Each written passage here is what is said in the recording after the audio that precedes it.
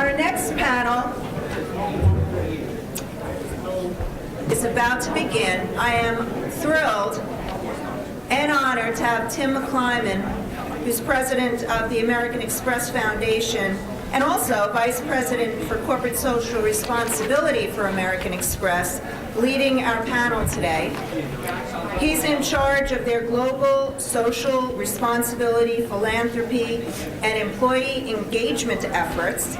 And previously, in another life, he was executive director of Second Stage Theater. He's been a nonprofit leader, executive director of the AT&T Foundation, and again, you can see all of this in your kits, in the bios that we've prepared for you.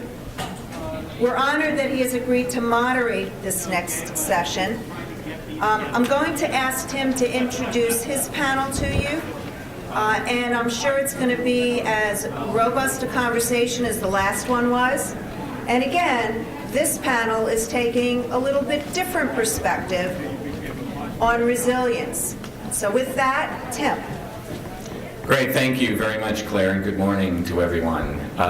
Before we get started, just a reminder that we're also encouraging people to tweet this morning, so use the hashtag BBBCharity, if you will. If you don't want to comment in front of everyone or raise questions in front of everyone here, you can do it online, so use that hashtag BBBCharity.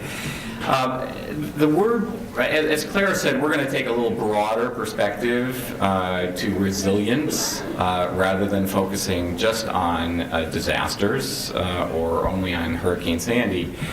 But the word resilience and the concept of resilience has really been, popping up all over the place if you've been paying attention. And maybe it's because of natural disasters like Sandy, but I think it's actually has something to do with the broader environment that we're all working in. In fact, a reporter for BBC News recently said that nobody talks about resilience when all is well, which I think is really, really true. So, just a couple of things. There's a new book called Resilience by Andrew Zolli, who's a futurist, that I definitely recommend to all of you. It's really about the whole concept of resilience and why things bounce back. The latest World Economic Forum in Davos had as its theme resilient dynamism. And so there was a lot of discussion there about resilience. And there have been lots of articles in the newspapers written about resilience. In fact, I saw one in a recent New York Times feature on President Lincoln talking about resilience and how resilient President Lincoln was in his ability to cope with the Civil War. So with that as kind of a short introduction, I'm going to turn to our distinguished panelists who are nonprofit leaders. So as opposed to the last panel where we heard from funders, these are folks that are actually in the trenches, leading nonprofit organizations and working with nonprofit organizations and issues. And I'm not going to introduce all of them very extensively, other than to say that they really come from different places in their careers and in their organizations. So Nancy Biberman, who's to my left here, is a founder, a CEO, who has led her organization through more than 2 decades of growth and change. Her organization is place-based in the Bronx, focused on a whole community approach with the idea that the environment has a critical impact on the ability of citizens to address key problems in the community. Trish Tchume, at the far end of the table, is relatively new in her role. And she's working to pull together associations for young nonprofit professionals. So her organization is in a different life cycle phase, and she's in a different place as a young leader, as are her clients as young nonprofit leaders. So she comes to the issue of resilience from different perspective. And then finally, Valyrie Laedlein counsels nonprofit organizations of many sizes and shapes on leadership and capacity building, and is well known as a nonprofit leader herself. So she has a wider perspective from the point of view of many nonprofit organizations on the issue of resilience. So I'm going to let them introduce themselves a little more thoroughly than that, and give each of them 4 or 5 minutes to talk about who they are and what their organizations do. But I also want them, as part of their introductory remarks, to just talk a little bit about what is resilience to them. What makes people and groups resilient? What is it that makes people bounce back, or organizations bounce back after some kind of issue or disaster or problem has impacted them?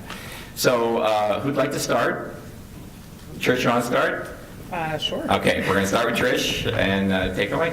Thanks, Tim. Good morning, everyone. Is it morning still? Oh, yes, it's morning.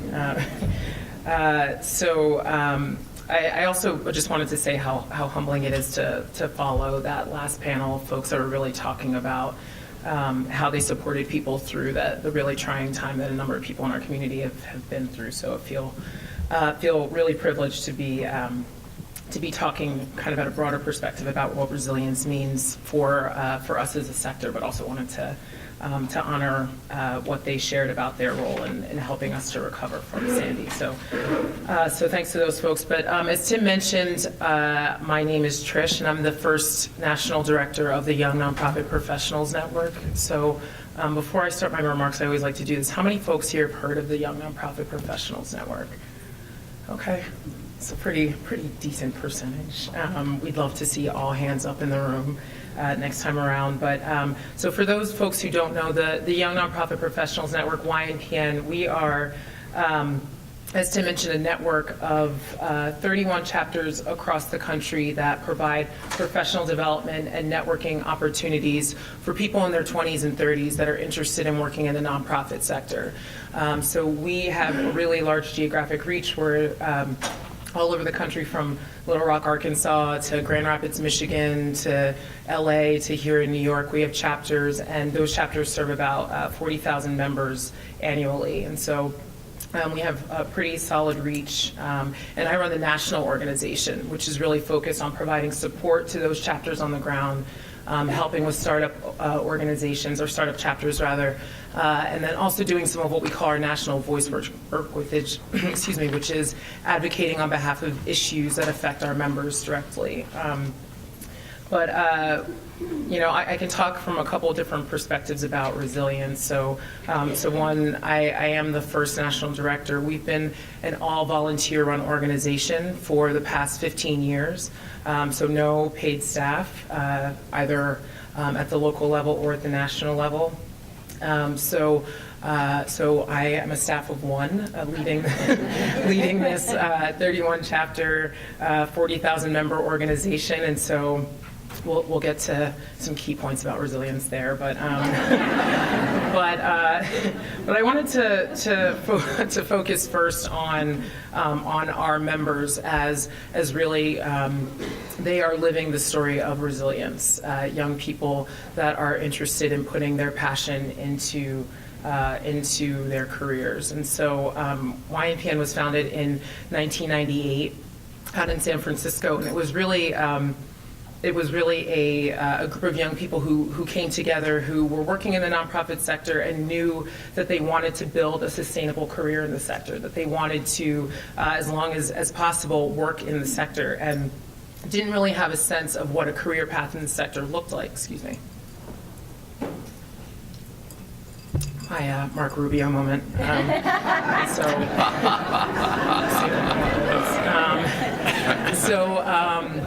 They knew they wanted to build sustainable careers in the sector, didn't know what that looked like, but assumed that it probably had they would do well for themselves if they identified other people that were working in the sector who were at a similar place in their careers and build a network around them, and also if they were continually trying to build their skills in areas where they felt like they were being stretched. So they were brought in as the development associate in their organization, and all of a sudden they were the development manager. So turning to their community to learn how to manage staff, to learn how to develop a budget, to learn how to manage a program, things like that.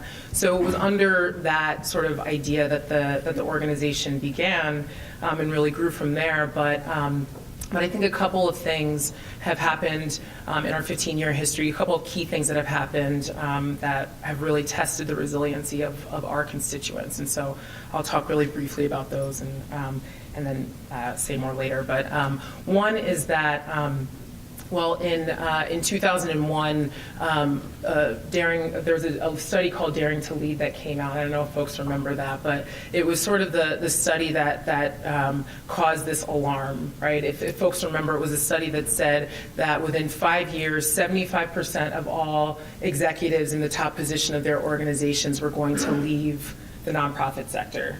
And so all of a sudden, an entire sector was saying, how are we going to fill these 640,000 positions? And so folks turned to our organization and said, well, you're the obvious next people to fill these positions. And our focus, the focus on us really became, how are you going to step into these existing positions? It really became a pipeline conversation. So we had a lot of attention all of a sudden. Funders were really interested in us as an organization. And we also turned our attention to trying to prepare our members to step into those leadership positions as they existed. And so folks might remember that in 2006, Daring to Lead 2 came out, and the study said that within 5 years, 75% of all executive directors were going to retire from their positions, right? And so those 75% of executive directors hadn't actually left yet, but they need another 5 years. And so what sort of started to dawn on us is that, people probably aren't going to go anywhere as quickly as we were led to believe. And so what does it mean for us as an organization to not be focused on just preparing people for executive positions, but really to be preparing our members for what they came into the sector for, which is basically to be able to live out their passion and to do good work from whatever position they are in the sector. And so that was sort of a test. You're not necessarily going to be an executive director anytime soon, but what can you do from your position right now? And then the second thing I would say is just very quickly is certainly the economic climate. So before coming to one of my previous positions was as a campus organizer for idealist.org, and one of the things that I used to do was basically help folks who were doing social justice work at the campus level think about careers in the nonprofit sector. And I remember one of the things that we used to say, one of the things we used to put up on the board was, if you choose to work within your passion, choose a job that fits your passion and you'll never work a day in your life, and it was supposed to be a metaphor.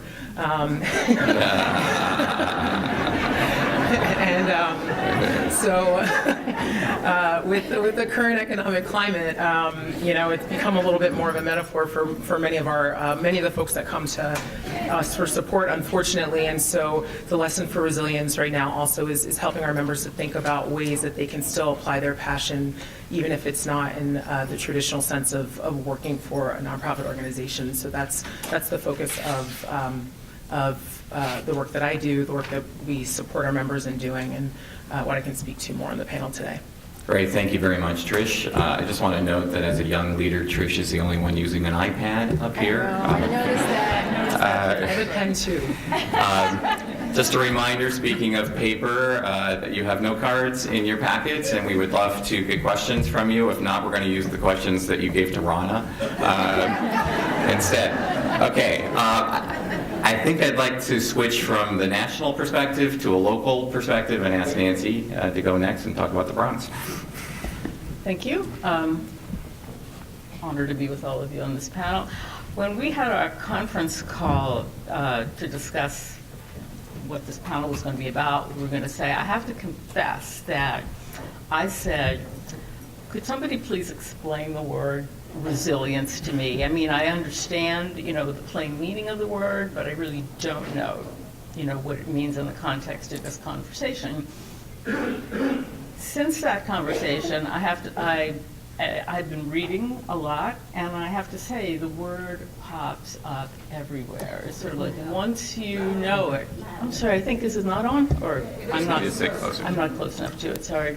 So I found it in many different places, And it's sort of like made me stop and kind of roll back the clock a little bit on my life and work. And I do think, as I talk a little bit about, resilience, that what it does when you really try to pick it apart, it really comes back to some very, very core, foundational, psychological things that one develops as a child. And Paul Tough, who wrote about the Harlem Children's Zone and who wrote a book about the concept of resilience in children and why some kids from equally bad neighborhoods seem to make it and others don't. He called it grit or tenacity, but it was resilience. And so, it's about habits of mind, the way we think about problems, react to situations. So what I thought I'd do is to tell you a little bit about myself and the founding of WHEDco. I'm not sure in which order. I'll have to see what words come out of my mouth. But I think that they are both very important, because otherwise we're just doing lit reviews here, and you all can do that by yourselves. I started my career, and here's goes. I started my career as a legal services lawyer, and I represented poor families in Manhattan and the Lower East Side when there actually were poor families still living there. I have to say that what I learned as a legal services lawyer taught me everything, as some books say about kindergarten, everything that I needed to know about a professional life. I found out that the world and the cards were always stacked against the people that I had to represent, that the law was pretty much never in their favor, that their abilities to cope were, very shaky, to put it at best, and that in addressing these problems, and I'm talking about really serious stuff, evictions, deportations, domestic violence, bad things happening to people, that we had to figure out, I had to figure out what I could do as a lawyer, or worse, what I couldn't do, and what systems just had to kind of roll on and hope for the best. But I found out, and we were taught, and that's sort of like really what I think is one of the messages here, we were taught that we had to be the best. There were no sort of like, I tried my hardest. We had to be the best. We had to be the best prepared of anybody, because all the adversaries representing our clients were people who had vastly more money, and that the only thing we could do was take their time and make them come back to court time and time again and file motions. And time is never on the side of somebody who's in trouble. But the more time you have, the more time you can kind of figure out how to unpackage and unbundle, what the troubles are, what the issues are that culminated in the 72-hour notice on the door, or the marshal who came and threw stuff out in the street. So, I think that, the ability to assess, and to sort of like really, listen, and I really want to say, I will say listening many times, because I do believe it's sort of at the core of understanding a problem and consequently knowing, really knowing, how to respond. The ability to listen and assess is completely fundamental. And, I say that as a professional. That said, and I'll tell you a little bit about WHEDco after I say what I'm about to say, because I want to ask another, how many of you in this room question, how many of you are parents? All right? So, just so we're clear about this, I think anybody who is a parent knows what resilience means. Resilience, as we all know, the unexpected. They wake up and do whatever. They become teenagers, and it's unbelievably worse, And you just sort of like hold your breath, and you do the best you can, right? You do the best you can. you roll with the punches. So WHEDco. WHEDco was founded in the wake of the Koch administration's enormous, and I really want to say laudatory, rebuilding of all of the abandoned, virtually all the abandoned buildings in the Bronx. And before I founded WHEDco, I was in charge of one of those developments, working for Catholic Charities.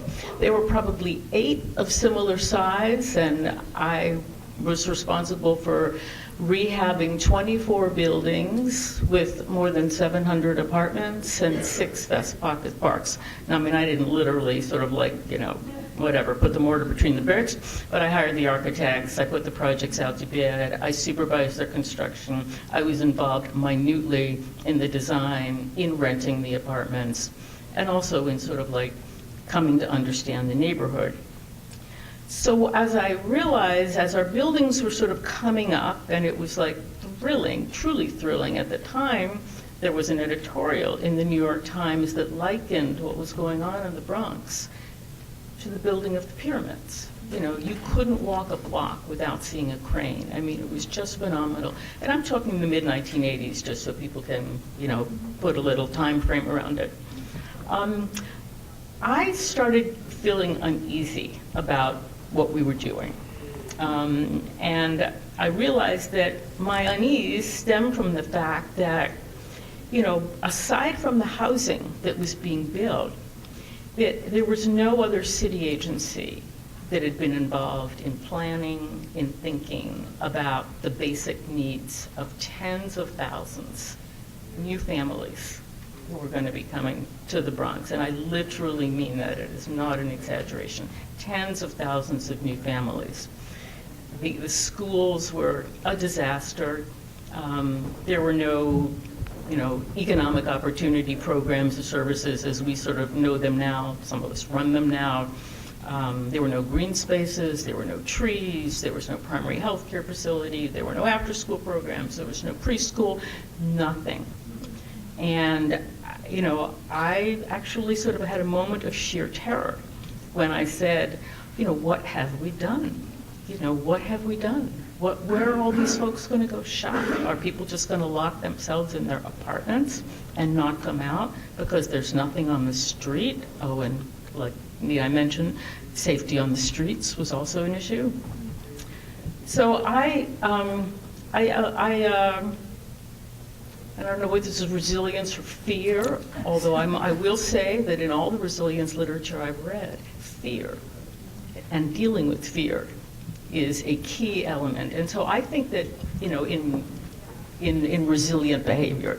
So I think that the founding of WHEDco for me came out of the fear of, my goodness, this was a very, very well-intentioned endeavor, no question about it, an extremely well-intentioned endeavor. But, life was going to be very hard, and life has been very hard for 3 generations of families. 3 generations of young people have gone through lousy schools, and we are all today paying for the consequences of that myopia and planning. And so what WHEDco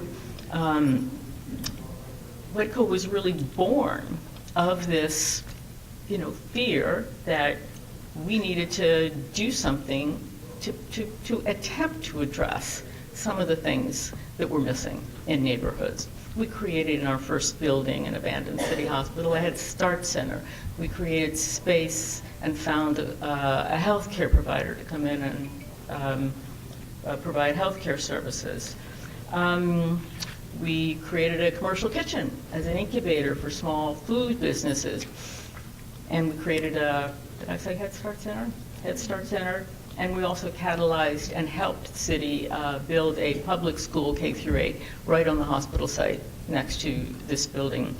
That was a lot, it was like really ambitious, but in a way it was a statement that we were making that we recognize this, we recognize what's going on, and it was a statement that also came about from fear initially, and also from listening to women in the neighborhood for a 2-year period.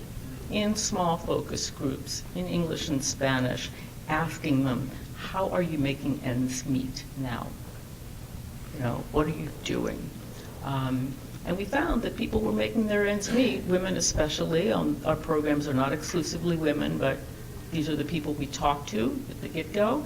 We found that women were making ends meet by taking care of children in their own homes, babysitting, and also cooking.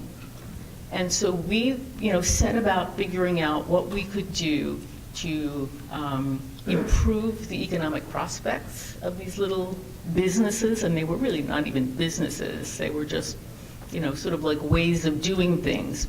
But we kind of put a frame around this work. We called them businesses, and we invited women to come in and learn how to professionalize these businesses to create opportunity. So that's all I have to say. Okay, good, great. I have a 14-year-old daughter, so I understand where you're coming from. Okay, Valyrie. Okay, Please. Thank you. Can you hear me all right? Okay. I'm Valyrie Laedlein. I'm co-director of Community Resource Exchange, which has for 33 years worked with nonprofits across the 5 boroughs. We have been through a bit of a reinvention process ourselves, largely in response to the recent years of constraints that are facing our clients. Tim, you started by saying that no one talks about resilience in times when all is well. Times have not been well for our sector for at least since 2008. So we too, along with our clients, have looked at how we respond. We're essentially a nonprofit consulting firm. Our mission is to support nonprofits as they become more effective, stronger and more effective in fighting poverty and advancing social justice. So the Nancy Bibermans of the world are the remarkable people we have the luxury of working with day in and day out. We provide high-impact consulting. Increasingly, we are doing coaching and training, cohort learning programs to support the sector, to support our clients. I mentioned our own reinvention. The nature of our service in this moment tends to be working with organizations to focus on planning to get to results. This is something that has hit the sector like a ton of bricks, the ability to demonstrate metrics, even though you might not have the systems to do it, but to deliver it is a challenge. So to the extent that we can support organizations as they think through that and get very clear about what results they're trying to get and how they can know if they're succeeding or not. Secondly, a huge part of our work that has grown in recent years is the support of leadership and management. Leaders are challenged like never before to be resilient, to lead their stakeholders to a different way of working in very constrained times. And so to the extent that we can support them in that, that's a second area of our work. Obviously, sustainability is huge, and rethinking the business model that has supported any organization for the last 30 years. Our own organization is a case in point, and thinking about the business model that needs to drive it into the future is obviously a huge issue. And as was mentioned in the earlier panel, to the extent that organizations increasingly have to work together, whether that is in a collaborative format or going to the extreme of merging, this is the moment like never before to begin to do that. And that requires new behaviors and new perspectives. And to the extent that we can support organizations in doing that, that's the fourth area of our work. My own background, I guess I was first introduced to resilience when I was a Peace Corps volunteer a long time ago in West Africa. And what I saw as people watched the encroaching Sahara demonstrated a version of resilience that I think will stick with me forever. I think what I drew from that is the sense of possibility that even they, in daily life, put forth and carried forward. And that is something that is required of those moms in the South Bronx and for most of the communities that you are all serving. From West Africa, where I was ultimately not only working at the grassroots level, but then had the luxury of becoming a trainer and a coordinator for the program, came back and worked in labor economics for a while in Washington, went off to business school thinking I'd go back overseas, and somehow I ended up at Community Resource Exchange somewhere in the 90s. as a young nonprofit person wondering how I landed here. And it has been, I think, its ability to evolve over the years and constantly change in response to the needs of our clients has been what has allowed me to stay and continuously be in amazement at what I see goes on a daily basis. I assumed leadership 3 years ago with my co-director, Holly Delaney-Cole. Whatever possessed us to take over leadership from a founder director in the throes of a recession. Go figure. So we've had to learn a little bit about resilience ourselves. And I think as I reflect upon what resilience is, there are a few things that come to mind, all of which have been alluded to already. It is that essence of leadership that can see a sense of possibility amidst real setbacks and attract others, stakeholders, to getting to a different end result, to imagine a different future for themselves, and then to engage them in a way that they can leverage the best of what they bring to the task. I think, secondly, it requires time and perspective. And I know those are as in short supply as resources are. I know each of you who run an organization or are working in a nonprofit get to the end of the day after answering the hundreds of emails and telephone calls and people at your door, and then you start the work that was on your to-do list. So the time and perspective that allows you to step back and say, wait a minute, what are we after here? What's most important? How do we respond? How do we listen? That takes time, and that is the shortest thing in supply right now. But we have got to find it as leaders in order to do what we need to do to be resilient. I think the third thing is the relationship building. We can't solve it individually, so it means developing relationships within the organization, with your colleagues, with your board members, and outside the organization, with your constituents, with collaborators, with funders. I was so delighted to hear on the panel this morning the invitation to have conversation between the nonprofits and the funding community, because if we're not talking to each other, we're working with our hands tied behind our back.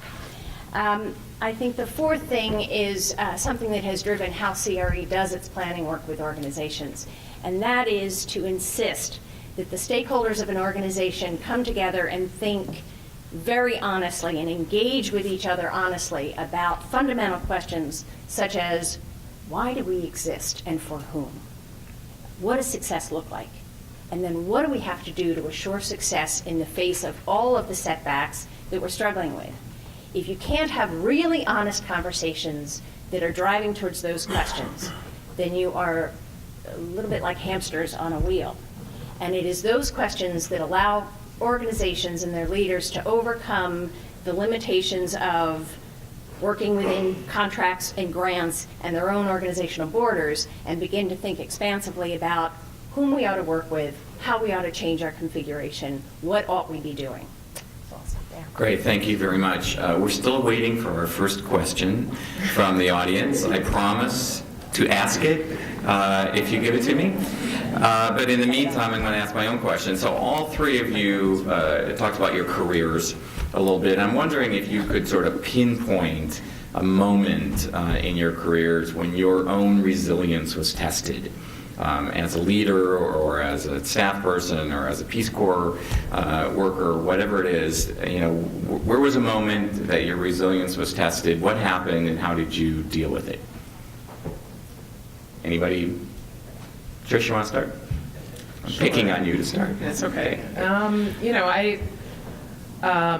As Tim mentioned in the introduction, I'm the first executive director of this organization, but this is also the first time for me personally being an executive director. I've held senior leadership positions in other organizations, but this is the first time when I'm running an organization essentially on my own. We have a really active board, dynamic group of volunteers, just brought on a class of fellows that's helping us with the day-to-day running of the organization.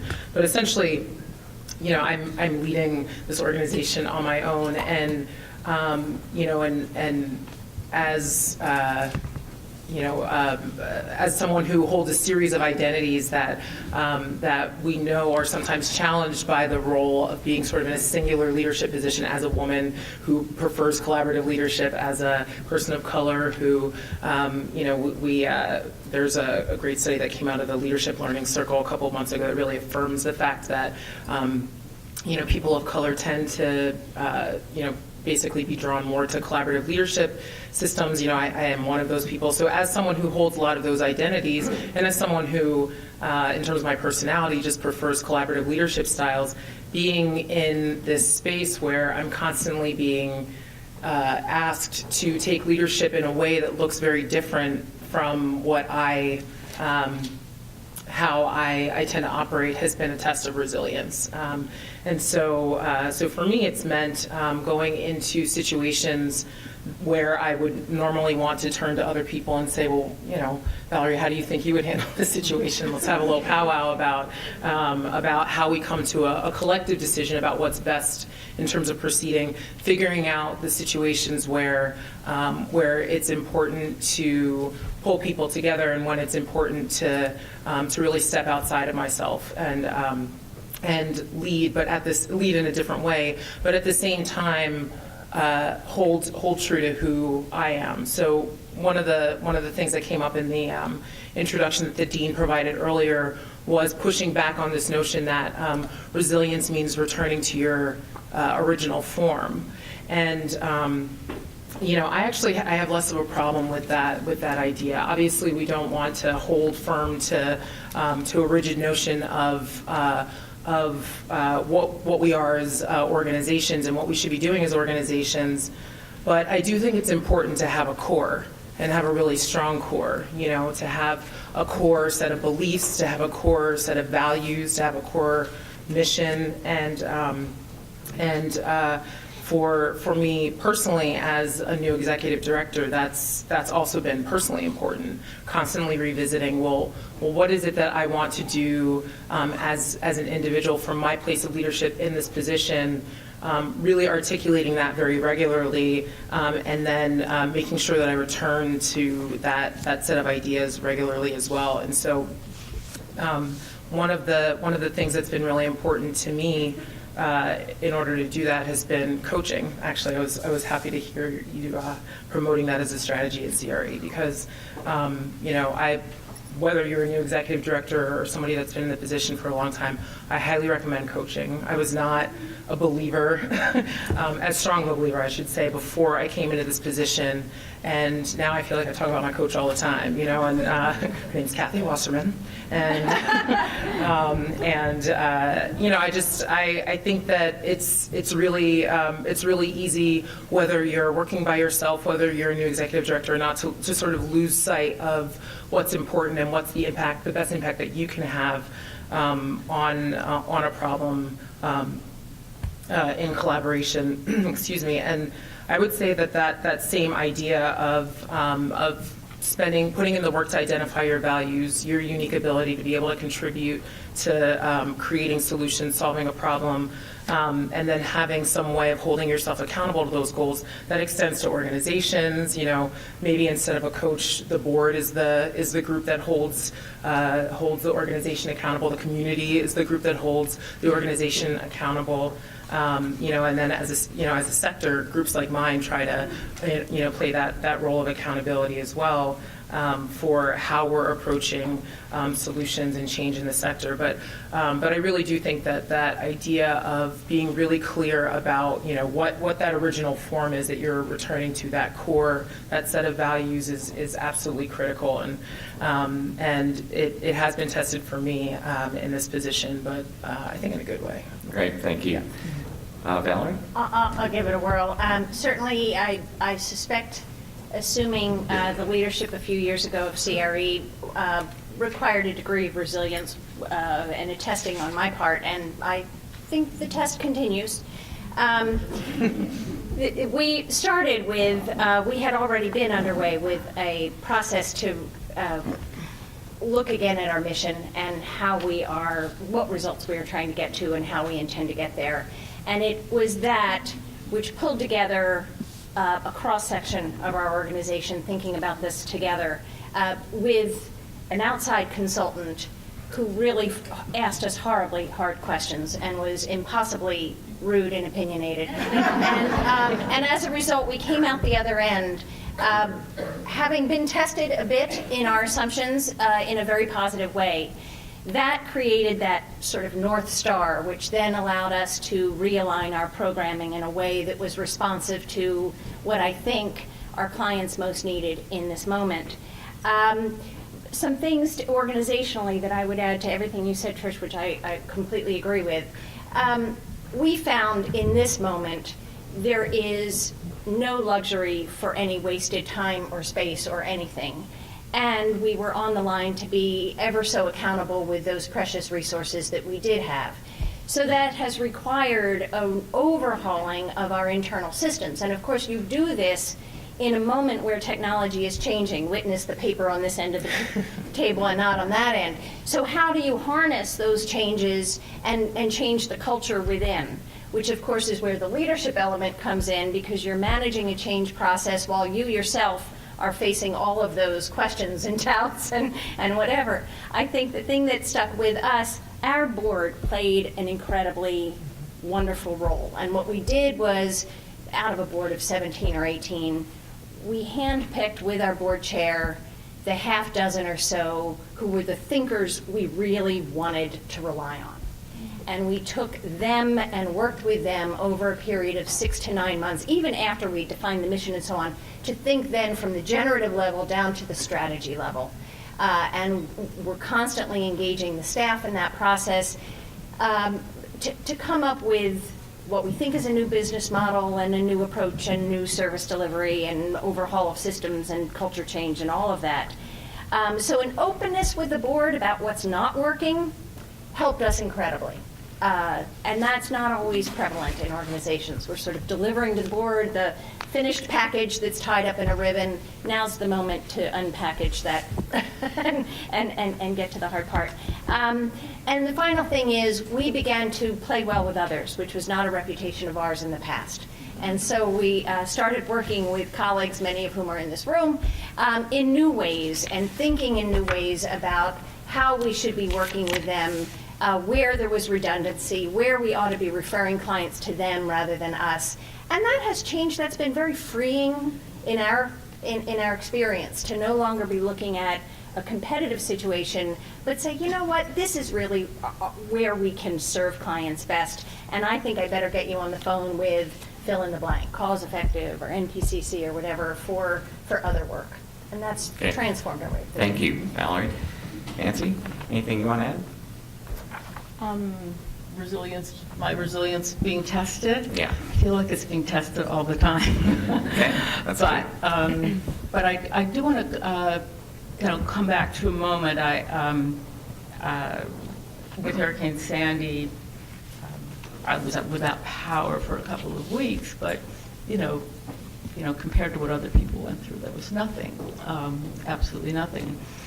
But I will say that I went through 9/11 on a deeply personal level, and it was at that moment and in the wake of it that I think my resilience was deeply tested. I couldn't find my husband or my sister for, what felt like years. It was maybe 12 hours, but when you don't know, you're paralyzed with fear. I had to find my way back to my youngest daughter, who was then, 9, and I didn't know how to get there. And then I had my organization in the Bronx, and there we were, sort of like me and the other senior managers, just sort of like flying by the seat of our pants and saying, all right, we know the subways aren't working, let's talk about the bridges that you may need to cross in order to get home. And it was my next door neighbor was killed. It was a period of time of just sort of cascading, intense, frightening emotional experiences. One of the things I take away from it, and then it's a turn of phrase that's sort of always in my head in a way. People talked at the time about 9/11 being a colossal failure of imagination. And I do think that, that disasters really are, that how could we not have thought about that? I think with Sandy, frankly, a lot more should have been thought about because we saw it coming and a hell of a lot was, was known. But, real resilience, the kind I think we're talking about here today, is the resilience of, it came out of nowhere. I had no idea something like this was even, in the realm of, thinkable. It was unthinkable. And you had to learn, and I learned, how to cope. Great, thank you. I just want to say that we have received a lot of great questions. I'm going to apologize, just like Rana did, that we're not going to get to all of your questions, but I'm also going to blame Rana that her panel went over time. So that's part of the reason that we're not going to get to all of them. Okay, so a lot of the questions, I grouped the questions together just as Rana did, because I always follow what Rana does. But some of them have to do with kind of the organizational structure in a way, like how do you make resiliency contagious within your organization? What makes a resilient board? What factors in a board promote resiliency? Is resiliency dependent on a great executive director? Or can an organization be resilient even if the executive director is not a star? Yes, hopefully. Valyrie says yes. Hopefully. Yes. I would say a couple things. In terms of the board level, I had mentioned earlier about the honesty within boards. I think another element is relationship building.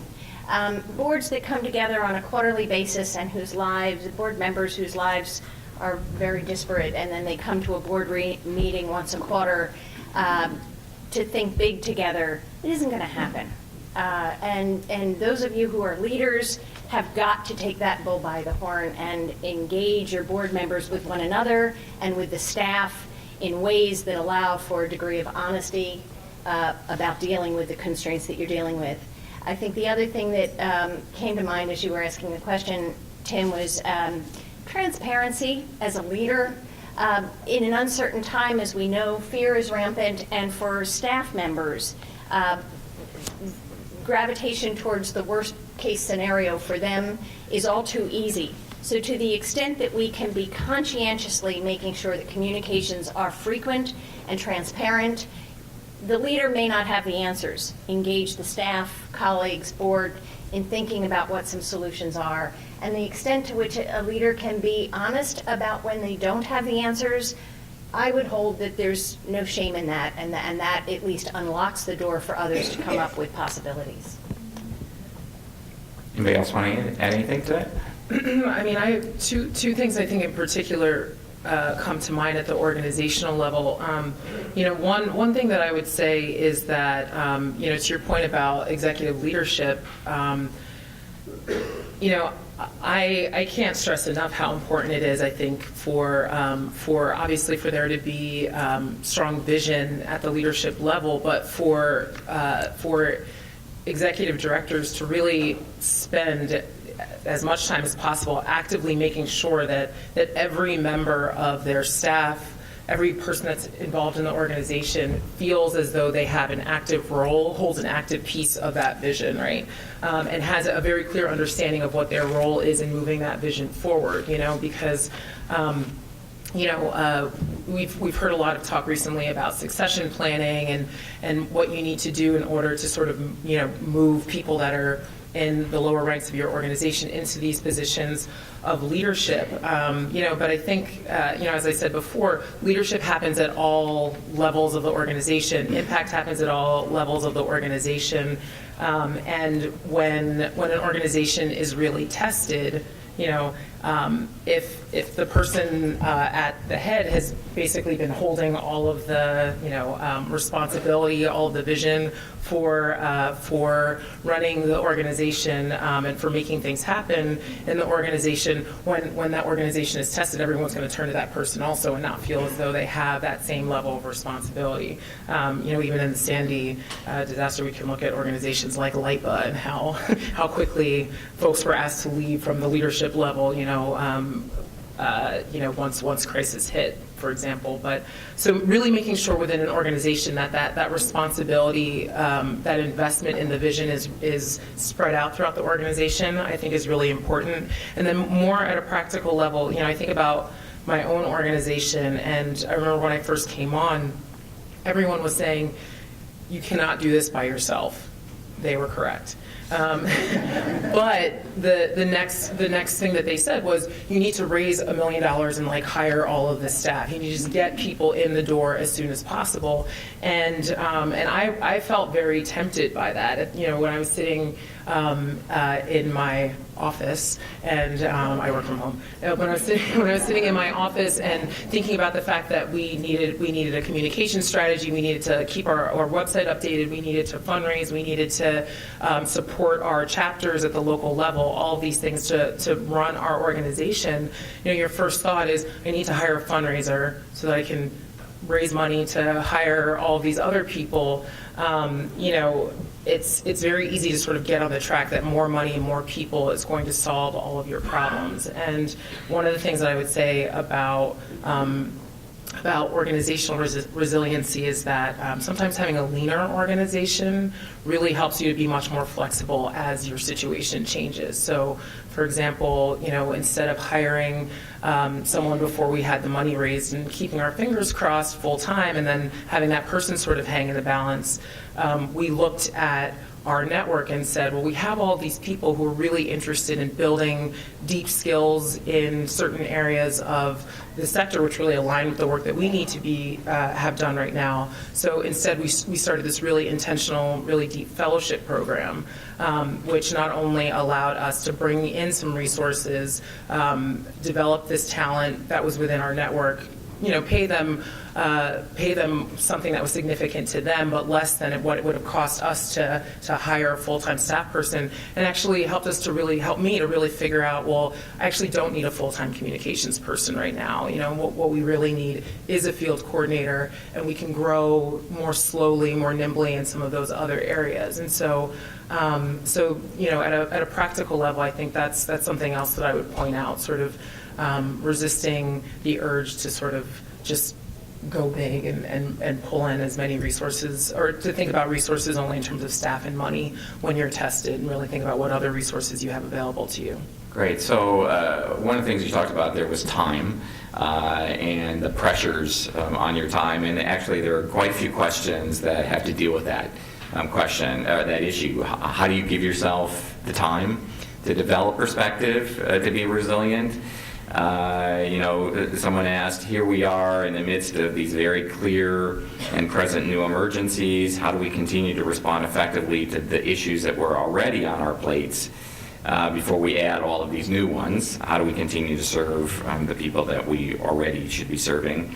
Can you speak to the sometimes inherent conflict between adherence to core values and what is imposed on us by external forces? So these are, external pressures or internal pressures on your time. Does anyone want to speak to that and how that impacts your resiliency? Nancy, you want to speak to that? When I was reading a little of Andrew Zolli, the things that jumped out at me and things that I think are things that we try to do at WHEDco, beliefs and habits of mind, intentionality, quieting the brain, and tools for stress. Quieting the brain and tools for stressful situations. So what can a leader do? I think a leader can do what a parent can do, really, which is to model these behaviors, to model reflection, to model not being the first person to answer every question, to model listening. These are things that, we have tried to do at WHEDco, and to create the conditions, and I think we're focusing on it, most effectively. Self-doubt is also a really important part of resilience, so just hear that in my voice.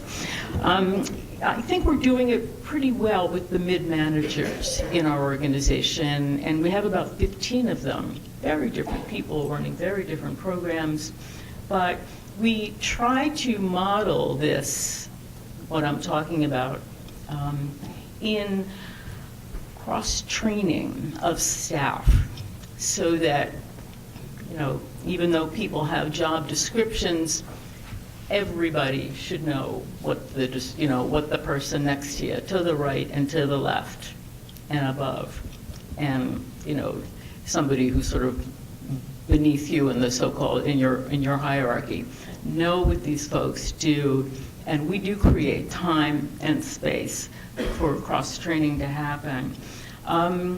In hiring, I always ask people, and I think now others in the organization, and this again, it's from experience, I ask people about, job descriptions and how they feel about the job description. Obviously with every position you write, what's required, your degrees, whatever.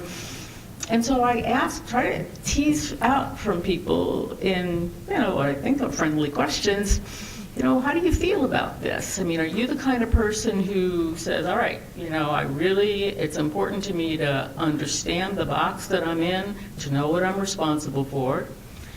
Or are you the kind of person who is going to run to me or somebody else and say, I know it's not my job description, but I really want to do this. Can I do this?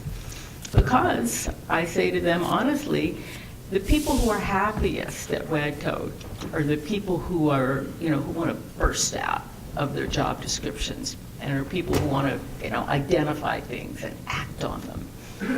And I also ask people very mundane things about their commutes. I can't tell you how many conversations I've had with people who live in Brooklyn about how far it is to get from Brooklyn to the Bronx.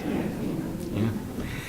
Okay, great, thank you. We're just about out of time, but I did want to get to a last question. Trish, your comments earlier about young people in the sector and the Daring to Lead study, and the fact that a lot of people who should have been retiring haven't been retiring in the sector, yielded a whole bunch of questions about that. And I just want to pose a couple of them sort of at opposite ends of the spectrum. So one question is, what are the challenges to being resilient, to let go? What is it about, what will encourage people to let go and to retire, and is that being resilient? And at the opposite end, what is it that will motivate the younger generation to venture into this profession? And what kind of careers do they hope to have in the profession, and how does that relate to resiliency? Anybody want to tackle either or both of those questions? Valyrie, you want? Sure. Does that look like I'm about to retire? No. Uh-oh. No, it's a young person in the sector. Oh, thank you. I remember this conversation surfacing probably 10 years ago with our former director. There were people, her cohorts in the field, who were all looking to retiring. It was when that study came out, and sort of when do we do it and how do we do it, and wouldn't it be nice if we had the resources to do it, and therein lies the rub. I think it will require, and we've begun to have conversations, there is such an amazing talent pool that is probably poised to move from that role of executive director, because frankly, they're tired. You can only do it for so long before you just sort of run out of steam. And so if we can, as a sector, figure out how to seize the wisdom and give opportunities, we've thought about this. Is it sort of returning as affiliates for us, or in a voluntary capacity or a paid capacity, to tap that expertise? It might allow individuals who still are incredibly talented and can be enormous assets to the field to begin to see themselves in a new light.